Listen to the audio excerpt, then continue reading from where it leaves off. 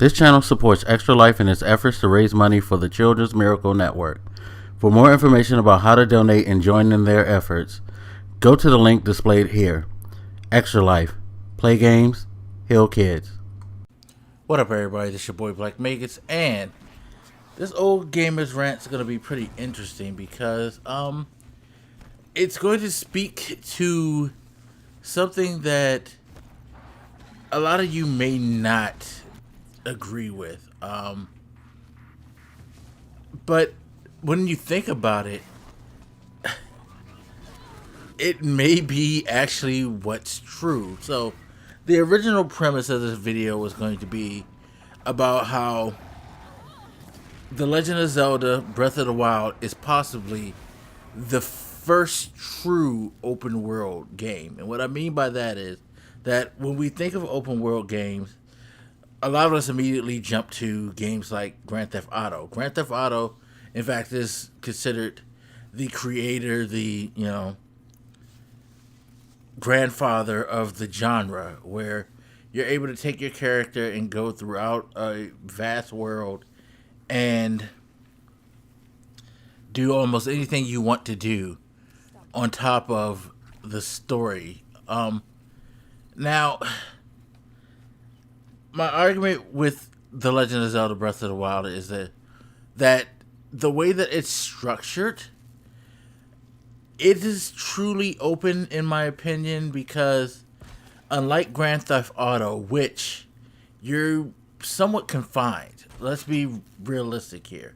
While you're able to run around and do all sorts of things, and you can ignore this story completely, in order to complete the game, you are required to finish each main mission. You cannot beat that game unless you complete the story quest line. Okay, you can't even access certain parts of a story without completing certain missions.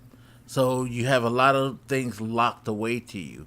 Now, in recent history, Grand Theft Auto's been a little bit more open in allowing you to go to areas, although there's still like moments where you can't get to a certain area until you complete a certain amount of story missions, and they always kind of give you like a reason. Like I remember when Grand Theft Auto 3 first came out, and everybody considers that like the beginning of the open world genre. How open is it when you're able to run around the island in which you're on, but once you try to go someplace else, oh, by the way, the bridge is quote unquote out of order because something happened. We got to fix the bridge before you guys can go over here and actually go do more missions and complete the game. They put up a wall. They put up an artificial wall and gave you a in-story excuse as to why it was there before you can unlock that area. I want to say they did the same thing in 4. I can't remember if 5 had any area that was actually closed off to you. That like you couldn't go there unless you completed certain things. I want to say no for 5. 5 may have been the most open Grand Theft Auto, but please refresh my memory if you can. But it's just like Red Dead, open world, but you couldn't get to Mexico until you got to a certain point in the missions where you met somebody who could take you across the border, and then you can go across the border, and now Mexico is open, even though there were trains and stuff like, you know what I mean? It's just stuff like that, which makes me look at The Legend of Zelda Breath of the Wild and be like, wow. So and this is, mind you, you can take my opinion with a grain of salt because I have not played the game. So this is from watching people play, discussing this with other people. If you guys feel like that invalidates my opinion, I totally understand, 100%. But think about this. When you hear people talk about it and you see it, you're told from the jump, once you're put in as Link, if you so choose, you can go and try to beat the final boss. You don't have to complete any of the dungeons. You don't have to complete any of the shrines. You don't have to complete any of the quests in order to beat the game. If you feel like you could figure out how to beat Ganon in the end, go feel completely, compelled to do so. Now, of course, there's going to be limitations because the game's not going to make it that easy for you. Of course, playing through the game has its benefits because Ganon, the final boss, is going to be pretty powerful, and you're going to need proper equipment to beat him. I've yet to see anybody say that they beat him without leveling anything up, but if they're going to allow you to do that, it may be a possibility. That being said, you still want to go and get better equipment because there's certain areas where there are going to be enemies that are very, very strong that can kill you if you have weak armor, weak weapons, things like that. So if you want to say that there is some constrictions, the constrictions are only in your levels for your character, which it should be. It's just like in the real world, if taking a fake scenario, if I want to take down the leader of a gang, but all I got is a handful of rocks, well, guess what? It's going to be fucking hard to go and take over that guy's gang and beat him with a handful of rocks when they all got guns and he has people, having his back. So I better build up my power base, and then I could rival his gang and possibly take it over, stuff like that. So that's how that is. It's a more natural limitation, not necessarily something artificially manufactured, not something put within the story itself to present like a path to how you're supposed to go about doing it, to completing it. You are open to do what you pretty much want to.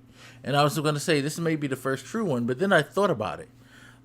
So, the original Legend of Zelda game, if you really think about it, and I was reminded about this on the Giant Bomb podcast when I was listening to it, you weren't necessarily constricted in that world beyond certain limitations, such as where the original Legend of Zelda let you go pretty much to any dungeon that you wanted. You could walk all over the map. We didn't think about this at the time, by the way. I'm sure we didn't, but you pretty much can walk where you want. But unlike Breath of the Wild, there was a little bit more restriction as far as, hey, if you don't have these items, you can't. Now, I do believe there's an item in Breath of the Wild that you kind of want to get that opens the world up a little bit more. But you definitely were closed off from certain areas if you didn't have the raft, things like that. So beyond that, the original Legend of Zelda may have been the first open world game that we've seen and we never acknowledged because we didn't really just think about it.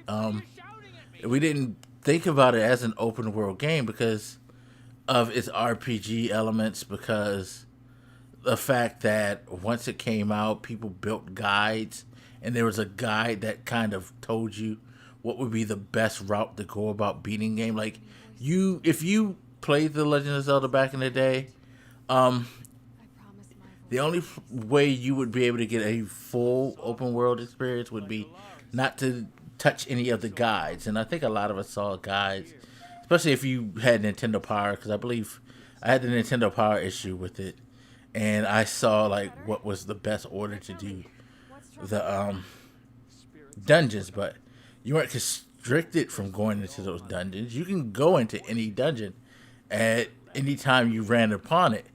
It's just that good luck, because you may not have enough hearts, you may not have a strong enough sword, you may not have certain equipment that you would need to open things. You were gonna find yourself stuck and getting messed up. But you actually did have the freedom to explore the map in that game. No matter what it was, you can get to it. And we never really thought about that, did we, back in the day? Because the thought of open world game never came to our minds, I guess. Especially especially since Zelda was one of the few that did that. Because you look at other older RPGs, there were always still the limitations. Final Fantasy, you couldn't get to a certain area unless you beat these certain bosses, and then the bridge will be opened up over here. Dragon Warrior, same thing. You had to defeat certain amount of people to open up the next area. Just stuff like that. It had always been some in-game story given reason as to why you were limited to exploring just a certain area or doing certain things. You know, these games gave defined